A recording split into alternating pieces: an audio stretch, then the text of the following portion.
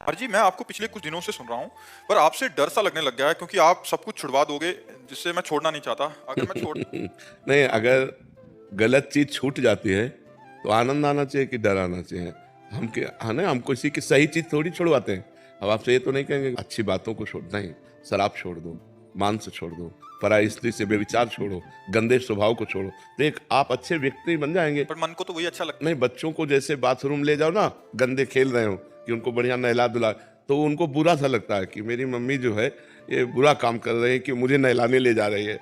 लेकिन वो बालक ये नहीं जानता कि अभी साफ स्वच्छ करके श्रृंगारित कर देंगे।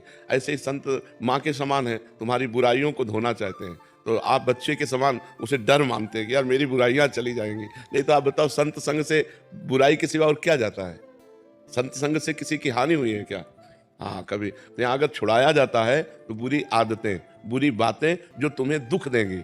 तो दुःख सब कोई छोड़ना चाहता है, लेकिन जिन बातों से दुःख मिलता है, वो बातें नहीं छोड़ना चाहता। ये खतरनाक सबसे ज़्यादा ये बात हो गई कि हमको चाहिए नहीं दुःख, लेकिन हम वो आचरण वही करते हैं जिनका परिणाम दुःख होता है। तो संत जनों से ऐसी बुद्धि प्रकट होती है हमारे अंदर, जो दुःख देने वाले आचरणों का त्याग करते हैं। जैसे आप शराब पीते हैं, आप मांस खाते हैं, आप व्यभिचार करते हैं, जुआ खेलते हैं, गंदे आदत, तो ये आदतें आपका नाश कर देंगे, आपको पतित कर देंगे। आपके शरीर की हानि, आपकी बुद्धि की हानि, आपके धन की हानि, एक भी लाभ किसी को नहीं। वैसे भी जो शराब पी रहे हैं, उनके अंगों में जाकर के उनको प्रभाव ही दिखाती है। लीवर है, किडनी है, दिल है, तो इसमें लाभ क्या है? और परिणाम शराब पी करके फिर आप परिणाम देखो, कहीं नाली में पड़ा है, कहीं ऐसे लड़खड़ा रहा है। एक आदमी को शराब पी के देखा कि उस साइकिल को एक छोटी-सी नाली नहीं पार करा पाया और खुद साइकिल सहित उसी में गिर गया। अब इतनी तो सामर्थ्यहीनता पैदा करती है, रुपया खर्चा होता है, असम्मान मिलता है, सम्मान की हानि होती है, तो क्यों पियो? और शास्त्र निषेध करता है, तो शराब क्यों पियो?